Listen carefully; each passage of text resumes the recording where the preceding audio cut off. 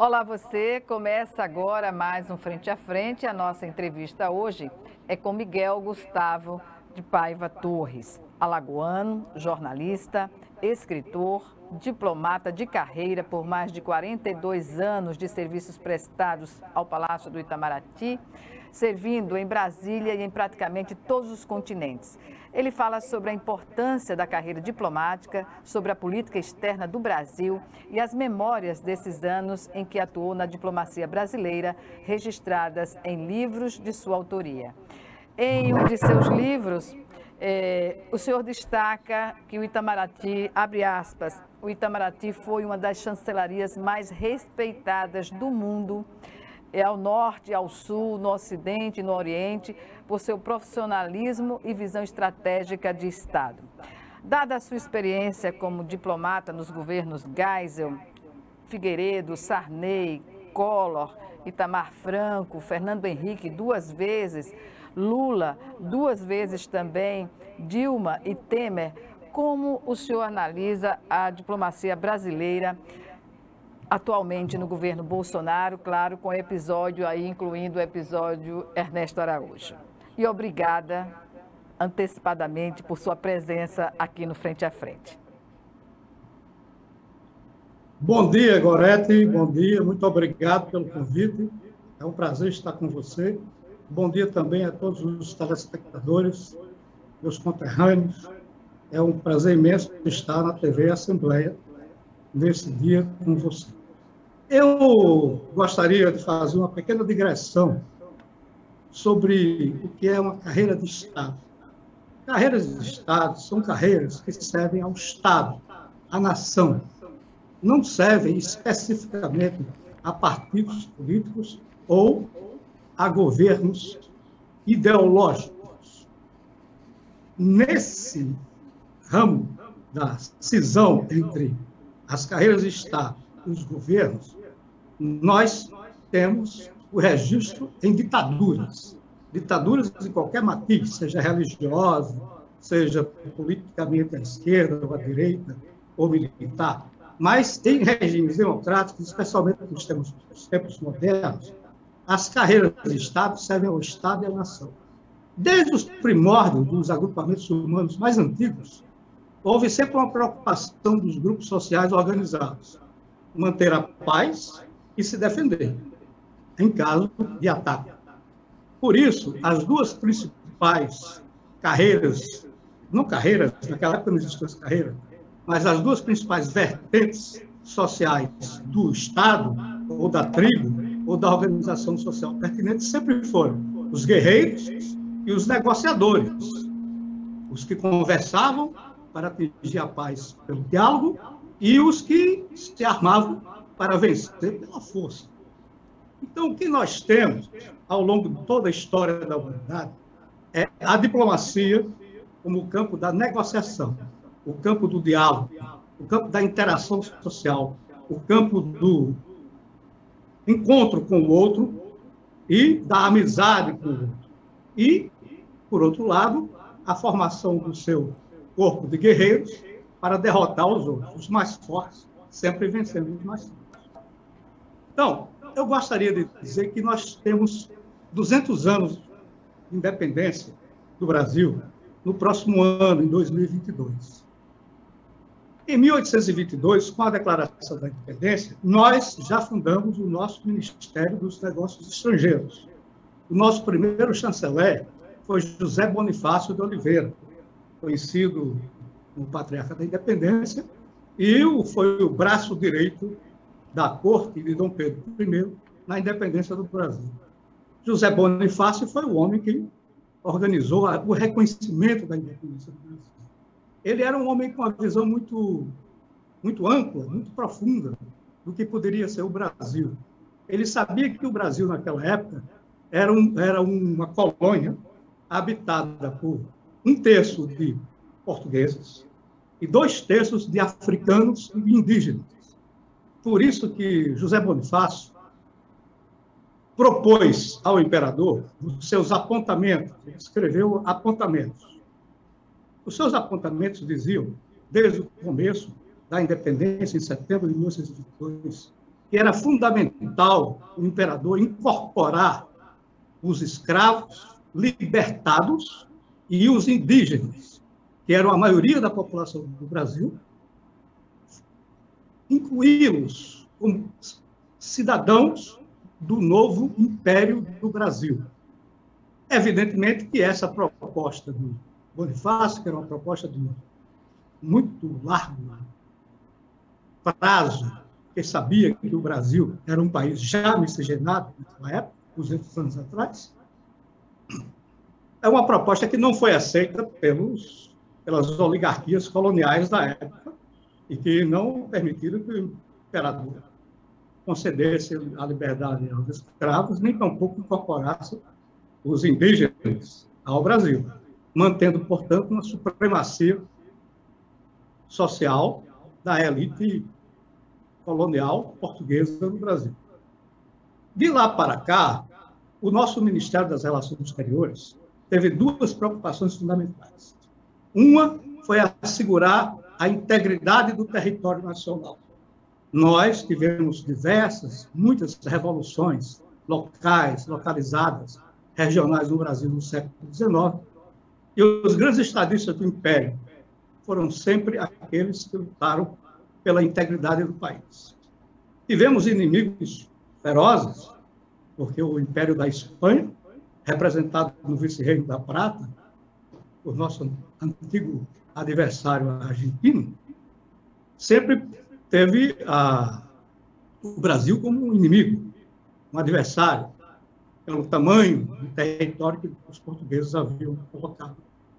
Portanto, nós tínhamos, nesse período da diplomacia imperial, o que se privilegiou foi a integridade do território e a demarcação das nossas fronteiras, o que só culminou com a República, com o Rio Branco, que foi quem, depois do Visconde do Uruguai, concluiu a nossa independência real, o território que hoje nós temos no Brasil. Infelizmente, os apontamentos de José Bonifácio não foram seguidos e o Brasil começou já com uma grande desigualdade social, uma grande exclusão social desde o início da sua formação. No século XX, nós tivemos momentos em que passamos a ter uma diplomacia nacional, já como um Estado, como república moderna, e tivemos dois momentos de ditadura no país, a ditadura de Vargas e, posteriormente, a ditadura militar de 64. Foram os dois únicos momentos em que o país esteve mais ou menos controlado com mão de ferro pelo governo e que a diplomacia tinha que servir aos interesses do governo em pauta. Mas o interessante é que, mesmo com Vargas e mesmo com o regime militar de 1964, a diplomacia brasileira sempre foi respeitada como um instrumento de Estado e prontamente foi, como as Forças Armadas, retirada da luta e da arena política do dia a dia partidário. Portanto, por exemplo, no início do regime militar de 1964, a época era muito diferente. Nós tínhamos o quê? Nós tínhamos a Guerra Fria muito, muito presente, uma ameaça global em que você participava de um lado ou do outro lado. Nós tínhamos tido, em 1959, a Revolução Cubana, aqui ao lado do Brasil. Portanto, a opção ideológica do regime militar por se filiar ao Ocidente e aos Estados Unidos contra o regime comunista levou o Itamaraty a ser um refém, num primeiro momento, da política governamental de alinhamento automático aos Estados Unidos. Mas isso durou muito pouco e não houve uma destruição da diplomacia brasileira nem da casa. É a época de Juraci Magalhães em que ele dizia que o que é bom para os Estados Unidos é bom para o Brasil. Mas isso se refletia no campo leste-oeste, no campo do grande conflito mundial entre capitalismo e comunismo. Estrategicamente falando, no caso. Exatamente. Portanto, logo depois, na sequência, houve uma abertura muito grande no governo Geisel. Eu tive o privilégio de entrar na carreira diplomática já nesse período em que o Brasil retomava liberdades graduais e que a diplomacia brasileira se expressava de modo independente. Foi o general Geisel e foi o chanceler Azevedo da Silveira quem restaurou a política externa independente, que foi a política de Jânio Quadros, e que durou muito pouco tempo, e era a política que foi formulada por Santiago Dantas e outros grandes intelectuais da época, Afonso Arinos, outras grandes unidades, que reconheciam que o Brasil tinha uma identidade cultural, tinha uma identidade política, tinha massa humana, massa geográfica, e o Brasil devia ter uma política externa independente, própria e universal. Universal por quê? Porque o Brasil é feito por uma amálgama de todas as civilizações do mundo, sírios, libaneses, japoneses, chineses, poloneses, ucranianos, italianos, africanos, indígenas. Isto é o Brasil. Esse é o nosso Brasil. Não adianta você querer dizer que o Brasil é apenas uma parte do Brasil, e uma parte minoritária, que é a parte que vem ainda da colônia, do Império, que é a parte das grandes oligarquias que resistiram à velha República e passaram pela Primeira República e se perduram até hoje, estrategicamente, em postos chaves da nação. Portanto, a diplomacia foi, desde o general Geisel, privilegiada em ter uma autonomia e ter um trabalho absolutamente respeitado pelos governos em, vamos dizer, como se diz, né? De plantão, como se diz, né? Naturalmente. Esse conceito foi quebrado? A diplomacia não é uma diplomacia de plantão. A diplomacia é um instrumento de Estado, assim como são as Forças Armadas. Você não pode ter umas Forças Armadas que é de um partido ou de outro partido, ou que atendam a oligarquia. Isso não são Forças Armadas, são milícias. Forças Armadas é um instrumento da nação, do Estado, e a diplomacia também. Então, o que acontece é que nós víamos nessa toada de uma diplomacia respeitada internamente e também externamente, porque a nossa diplomacia, o nosso Ministério dos Negócios Estrangeiros, desde o começo, sempre se pautou pelas melhores práticas da diplomacia mundial. Isso se traduz em que a nossa diplomacia foi moldada nos termos da diplomacia britânica, do Foreign Office, e do Quai d'Orsay, da França. Essas duas grandes diplomacias, diplomacia de Talleyrand, a diplomacia que passou por todos os impérios ocidentais, essa diplomacia foi a diplomacia que o Brasil acolheu e foi a diplomacia cujo estudo e cujo aprofundamento e modernização foi passada a todas as gerações, inclusive a minha, quando lá estive, quando lá estudei, quando lá trabalhei. Então, diante, né, de tudo que o senhor acaba de colocar, né, que é a história, né, da diplomacia brasileira, há um descompasso, né, no momento. Como analisar essa questão da apropriação da diplomacia para projetos ideológicos e políticos, quando o senhor mesmo disse, e é parte do funcionamento institucional da diplomacia, ter uma organização semelhante à das Forças Armadas, a serviço do Estado, e não de pessoas, de partidos ou de ideologias? Exatamente. Por exemplo, o que eu quero dizer é que nunca, jamais, em toda a história da nossa independência, do Império até hoje, nós tivemos um processo tão rápido, tão violento, de destruição da diplomacia do Brasil. Para a imagem do Brasil internacionalmente, não é, senhor? Nós tivemos um processo, nos últimos 2 anos, de uma destruição acelerada da diplomacia brasileira, uma destruição nunca vista, algo nunca... Os militantes da extrema-direita acusam o governo Lula e o governo Lula de terem também ideologizado o camarada. há alguma verdade, mas é uma verdade residual. O que acontece é que, durante o governo Lula, o Partido dos Trabalhadores e o governo tentou, em certa medida, envolver o Itamaraty em uma política ideológica, mas não aconteceu isso.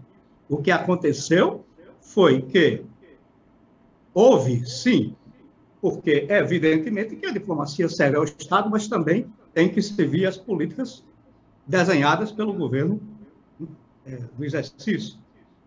O que aconteceu foi que no governo do PT, no governo Lula, você teve uma parte do Itamaraty, uma pequena parte do Itamaraty, que por ambições pessoais, por ambições, vaidades, etc., se uniu à assessoria de relações internacionais do PT e privilegiou em determinados momentos algumas iniciativas que eram abertamente ideológicas. Isso houve, não há dúvida que isso houve. Mas nunca houve uma destruição do Itamaraty, e o Itamaraty continuou a exercer uma diplomacia universal, multilateral e baseada sempre naquilo que nós temos de melhor, que é a lei. O Brasil sempre trabalhou com respeito à lei internacional. O Brasil, quem não tem armas, tem que se apegar à lei. Se você não tem a força militar, você tem que trabalhar com a diplomacia.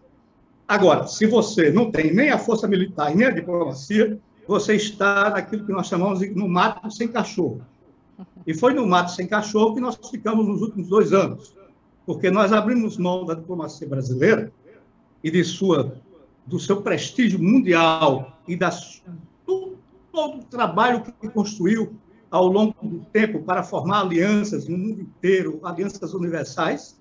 Tudo isso foi jogado na lata do lixo para se aliar a um projeto ideológico de um único país, os Estados Unidos, e não era nem dos Estados Unidos, era de um presidente da República chamado Donald Trump e dos seus assessores ideológicos, baseado absolutamente em fake news, em mentiras, em teorias da conspiração, em um absurdo, mais absurdo. Que é lamentável, né? Perdemos, inclusive, lamentável que isso poderia ocorrer.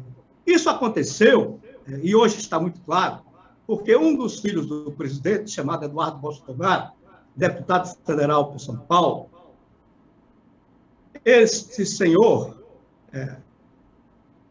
resolveu que era o grande ideólogo do bolsonarismo e que, junto com o irmão, iriam criar uma rede mundial da extrema-direita, iriam criar, não, porque já estava criada nos Estados Unidos pelo Trump, mas se associar a essa rede, e que essa rede seria vitoriosa, e que, por meio de notícias falsas, por meio de disseminação de todas as teorias de conspiração, reuniriam um grande rebanho de seguidores, e conseguiu reunir porque em todo o país existe uma faixa da população que está muito predisposta a aceitar absurdos, a aceitar coisas que deem a eles aquela vazão de ressentimentos, aquela vazão de gritar, de lutar por algo que nem sabe pelo que estão lutando. Então, o que nós tivemos o Ministério das Relações Exteriores foi passado às mãos de Eduardo Bolsonaro, que procurou uma pessoa no Itamaraty de carreira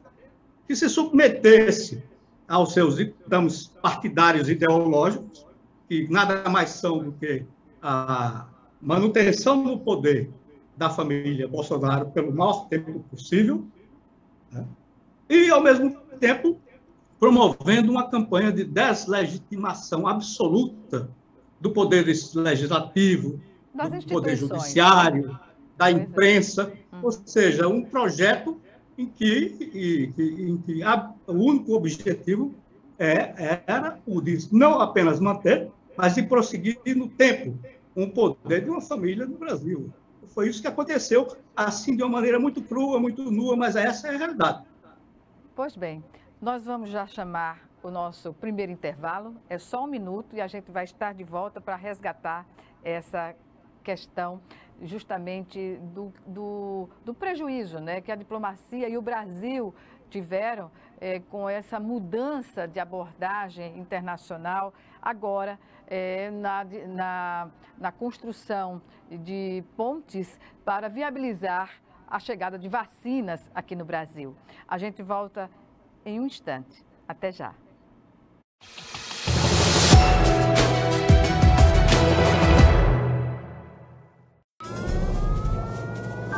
Há mais de 40 anos, um grupo de médicos criou uma organização de emergência médico-humanitária capaz de oferecer ajuda às pessoas em meio a desastres naturais, epidemias ou guerras, atendendo os mais necessitados sem se importar com raça, religião ou ideologia.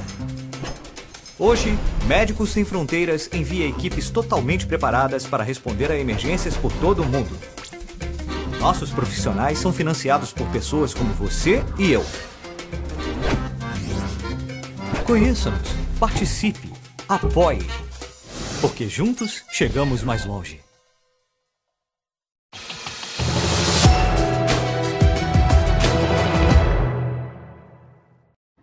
De volta com Frente a Frente, que hoje recebe o diplomata de carreira Miguel Gustavo de Paiva Torres, ele que é alagoano, jornalista, escritor, diplomata de carreira por mais de 42 anos de serviços prestados ao Itamaraty, servindo em Brasília e em praticamente todos os continentes. Ele está nos falando sobre a importância da carreira diplomática, também uma abordagem sobre a política externa do Brasil e as memórias desses anos em que atuou na diplomacia brasileira, registradas em livros de sua autoria. Livros como este aqui, Vinho Tinto com Banana, Memórias da Alemanha e França. Temos também Memória do Oriente, Memória dos Trópicos, Cuba, o Centro do Mundo de África em preto e branco, África em preto e branco. E também Tempos Bicudos, Política e Diplomacia, que está bem dentro da nossa realidade atual. Portanto, senhor Miguel, falemos agora, vamos dar um parênteses, abrir um parênteses aqui para falar sobre essa questão da carreira diplomática, que muita gente pensa que ser diplomata é estar em coquetéis, estar em festas, no lado A, digamos assim, não é? da ação que se tem no Itamaraty. Mas não é isso, não é? A gente acabou de mostrar agora no que o senhor falou, nos seus depoimentos e na sua vivência na diplomacia, que é a diplomacia a via de costurar, né, amizades entre os povos, entre os governos e possibilitar que, por exemplo, aqui, como exemplifiquei, que a gente poderia ter as vacinas da China, não fosse o comportamento do governo brasileiro e, sobretudo, do Ministério das Relações Exteriores, contrários a essa necessidade, não é? Goreto, como eu estava refletindo antes, o que é importante a gente entender é que a diplomacia é um instrumento de Estado, não é um instrumento do governo, não é um instrumento do partido, não é um instrumento ideológico. Não pode ser. Por exemplo, eu queria fazer algumas inflexões. No governo, passado o governo Geisel, eu servi também ao governo do general João Batista Figueiredo, um general que foi polêmico, e um general que estava muito mais à direita do que o general Geisel, do que o Governo Silva e do que a elite militar da época. O general Figueiredo foi quem foi à China pela primeira vez. O general Figueiredo fez uma visita à China e estabeleceu com a China um programa de cooperação tecnológica e científica que foi mais tarde aprofundado pelos governos Sarney e Collor, e que hoje nos legaram satélites brasileiros que estão no espaço. Quem começou isso foi o general Figueiredo. E quem costurou, quem negociou e quem alinhavou isso foi o Itamaraty. Porque nós trabalhamos com cooperação científica e tecnológica. Nós trabalhamos com cooperação educacional. Nós trabalhamos com cultura, ou seja, nós promovemos a literatura brasileira, o cinema brasileiro, o teatro brasileiro, as artes brasileiras, mundo afora. Nós trabalhamos com acordos comerciais, nós trabalhamos com captação de investimentos, nós facilitamos negócios através das nossas redes consulares para a proteção aos brasileiros, mas também para a facilitação das viagens e negócios, das seguranças jurídicas que podem ser oferecidas aos empresários em para suas... a economia do país, né?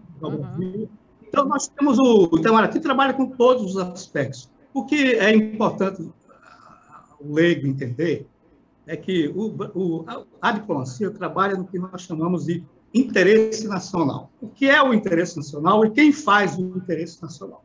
Quem faz o interesse nacional não é um partido político, porque um partido político é uma parte do todo, seja ele à esquerda, ao centro, à direita, no alto ou embaixo, mas ele é uma parte, ele é um partido, por isso que tem o nome de partido. O que faz o interesse nacional é o consenso histórico e o consenso das forças vivas da sociedade. Portanto, quais são os dois grandes consensos que nós temos no Brasil, ao longo da história e ao longo de todos os partidos, exceto os extremistas? O desenvolvimento econômico, a justiça social, o progresso científico e tecnológico e o bem-estar. Esses são os interesses nacionais. E a diplomacia trabalha para buscar esses resultados. As parcerias econômicas, o comércio, a cultura, enfim, o desenvolvimento do Brasil, a educação, o progresso social do Brasil. Você não pode ter um país com 210 milhões de habitantes em que apenas 30 milhões tenham acesso à cultura, tenham acesso ao bem-estar social, tenham acesso à dignidade humana, e o restante não conte. Isso é uma história que foi no passado, não tem mais cabimento hoje em dia.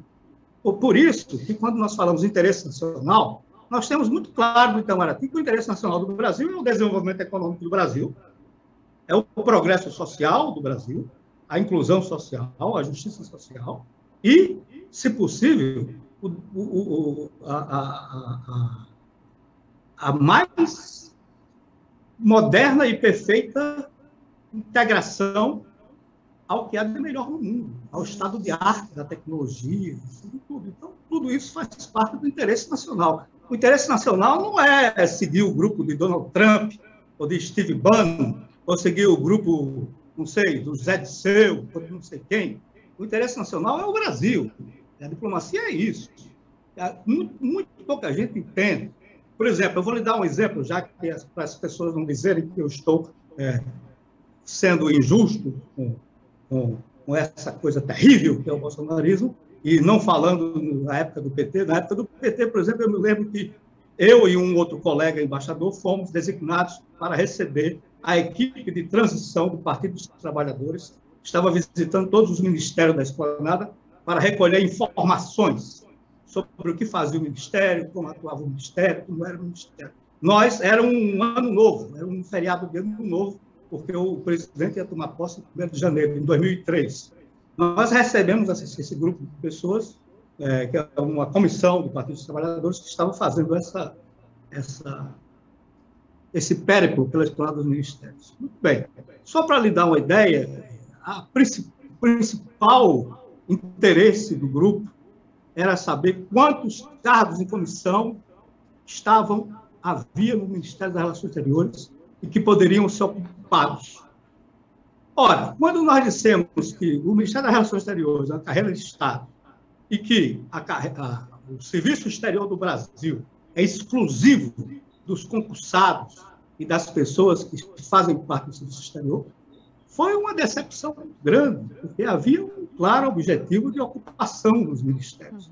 Isso eu estou lhe dizendo para não me acusarem de ser parcial. O que eu quero dizer é que é difícil para quem milita em partido, para quem é ideológico, ter uma noção clara do que é o Itamaraty, do que é a diplomacia, do que é as Forças Armadas. Imagina se um partido político vai ocupar as Forças Armadas, nomear tenentes, capitães, generais, brigadeiros, é possível. Ou o Estado detém essas carreiras de Estado, ou o Estado se desfaz. E o Brasil, no momento, está se desfazendo. Por quê? Com a colocação desse senhor, que foi colocado como subalterno, deputado Eduardo Bolsonaro, e com a visão de trabalhar com notícias falsas, com teorias da conspiração, e com o que tem de pior, de extremismo, o que aconteceu foi que o Itamaraty ficou absolutamente... Uma coisa que a mim me chocou muito foi que os militares brasileiros, que sempre trabalharam lado a lado com o Itamaraty, historicamente, desde a época do Império, passando pelo início da República até os dias de hoje, sempre foram duas instituições que trabalharam em conjunto, porque as duas conhecem o valor de uma da outra, tenham deixado acontecer esse desmantelo que aconteceu no Itamaraty. Um desmantelo absoluto. Aliás, hoje toma posse o novo ministro das Relações Exteriores. Dizem que é um rapaz muito, muito simpático, muito bom, uma pessoa muito boa, muito equilibrada, tal, mas vamos ver se ele vai ter que obedecer ao Bolsonaro ou ter alguma margem de atuação. Eu acredito que não vai ter. Pois bem, eu já estou aqui sendo acionada para pedir um intervalo. Em 1 minuto, nós estaremos de volta para resgatar a carreira da diplomacia brasileira, como chegar, desmistificar, digamos assim, alguns entendimentos equivocados sobre a tarefa de ser diplomata, de ser um chanceler. Voltamos em 1 minuto, já já.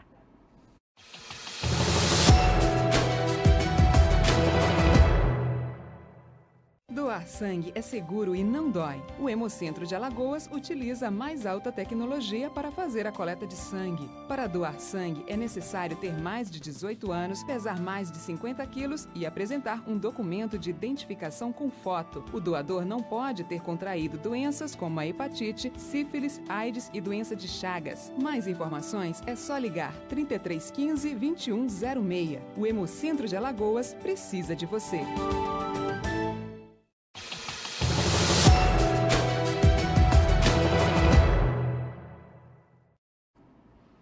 De volta com Frente a Frente, que hoje recebe o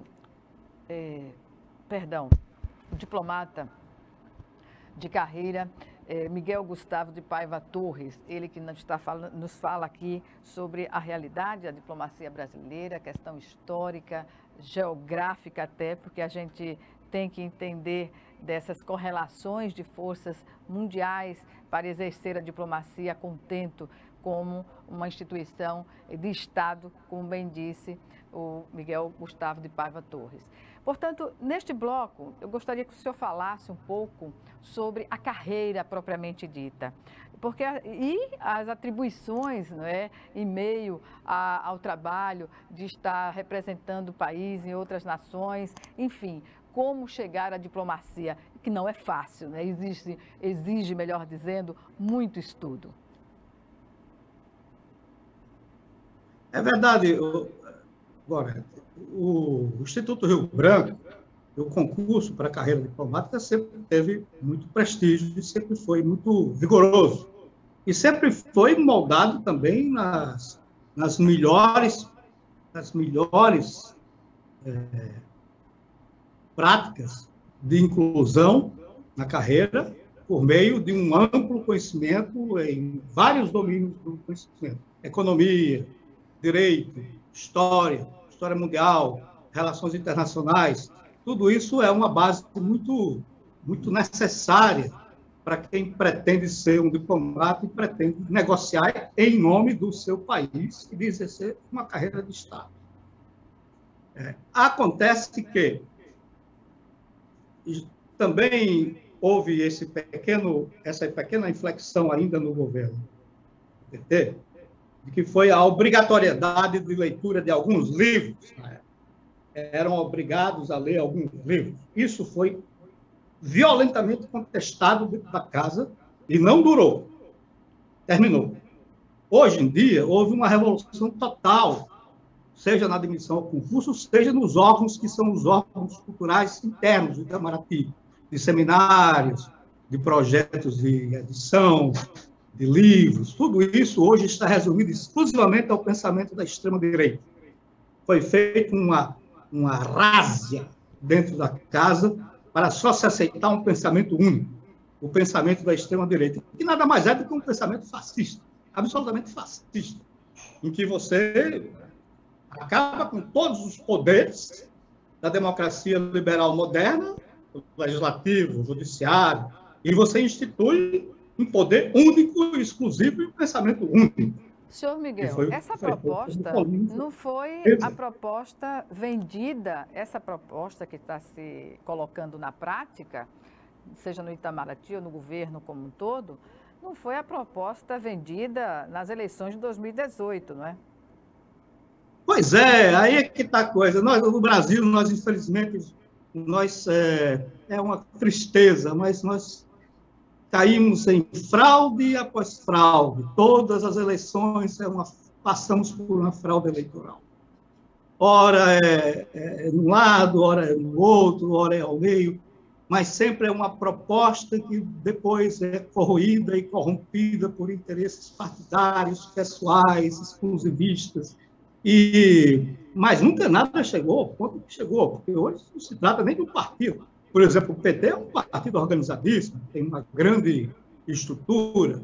Já, por exemplo, eu lembro que já, por exemplo, nas relações internacionais, tinha uma assessoria internacional, trabalhava muito perto com os países que eram ideologicamente próximos a ele. Esse não tem nada, a não ser uma família e um grupo de pessoas contratadas e pagas com o nosso dinheiro, com o dinheiro público, para ficar disseminando informações e difamando os órgãos que são os órgãos que sustentam os pilares da democracia moderna, liberal. Ou seja, é algo que absolutamente Mas voltemos à questão anterior. Monstruoso que nós estamos vivendo. A importância, né, da formação de um diplomata, o exercício do seu trabalho dentro ou fora do país, como tem sido feito, historicamente. É fundamental para o país, assim como são as Forças Armadas. É fundamental você trabalhar para aquilo que eu falei para você antes, que é o interesse nacional. Qual é o interesse nacional? É muito simples, é o desenvolvimento do país, é o progresso social do país, é o bem-estar e é você incluir o país no que tiver de mais moderno e de mais significativo no seu tempo de trabalho que você estiver lá. Então, tudo isso faz parte de um jogo em que você não se alia a um país ou a outro país. Você joga com a independência. Por isso que o artigo 4º da Constituição, que define a nossa política externa, né, o seu primeiro inciso já diz, é a independência do Brasil. A diplomacia preserva e tem que preservar a independência do Brasil. Tem também que buscar a cooperação entre todos os países, independentemente dos seus regimes, não interessa. Você tem relações com a Índia, mas também tem com o Paquistão. Você tem relações com a vacina, da China, não é? A Coronavac. Perdão? É o caso da vacina chinesa com a vacina, Instituto Butantan.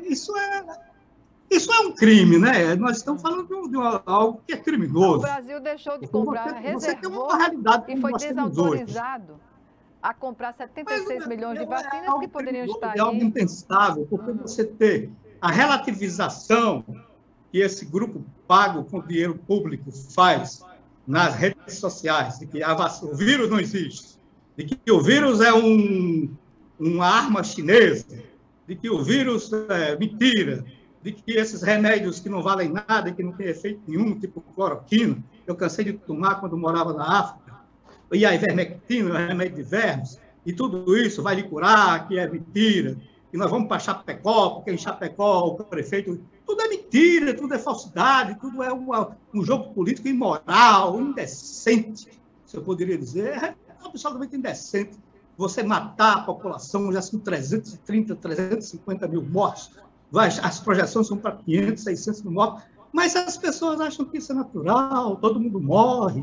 Sempre morreu gente no Brasil. Tinha feito essa previsão, não é? De 5 mil mortos ainda este ano, né? Essa semana, né? Hoje terça-feira, os números reais começam a aparecer. Porque com esse final de Semana Santa e domingo e tal, os números baixaram muito. Nós queremos, os governadores, coitados, eles estão de qualquer partido, sejam eles ligados ao Bolsonaro, ou ligados ao PT, ou ligados a quem quer que seja. Eles estão na ponta, eles sabem, eles não são loucos. Porque, veja só, quando você tem 400 mil mortos, você coloca 10 pessoas por cada morto, entre familiares, irmão, pai, filho, mãe, avó, primos e amigos. 400 mil mortos, você já vai para quanto? 4 milhões de votos. É porque o político só pensa em voto.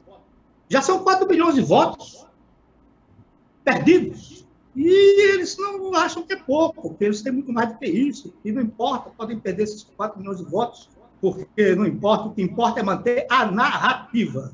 E a narrativa é de que é uma conspiração, que o vírus não existe, que o vírus é uma mentira, esses cadáveres são irreais. E aquela coisa, quando a Veja e a Rede Globo começou a cair em cima do Lula e do PT, com o Mensalão, depois com o Petrolão, pronto, aí veio a Globo lixo, Veja lixo, foi um escassel.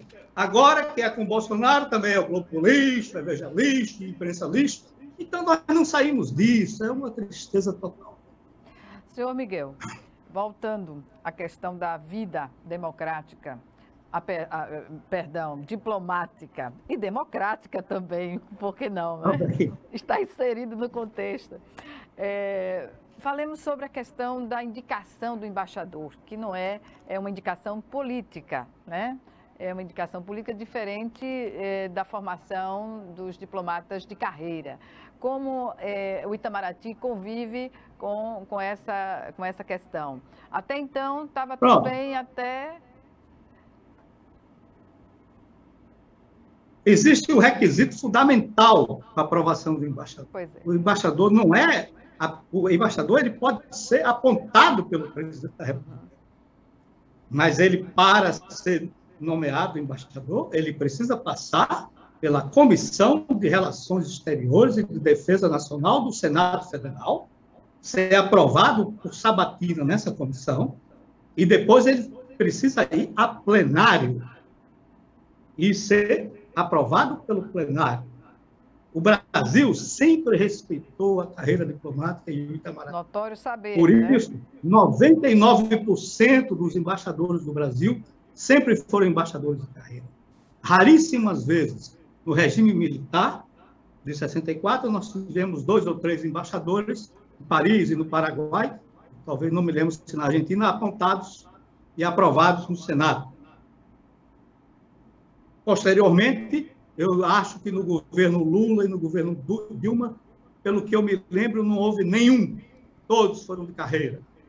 No governo Fernando Henrique Cardoso, houve um em Cuba, que era um professor na retomada das relações com Cuba. E, às vezes, quer dizer, políticos brasileiros monoglotas, que só falam português, por algum tipo de compensação política ou de amizade política, conseguiam ir para Portugal. Portugal sempre foi um posto que recebeu embaixadores fora da carreira, deputados, políticos. Eu mesmo trabalhei em Portugal com um grande embaixador, que era um político, que foi José Aparecido de Oliveira, muito amigo de Itamar Franco, que foi enviado para lá por Itamar Franco, e que terminou dando uma grande contribuição, criando a comunidade dos países de língua portuguesa.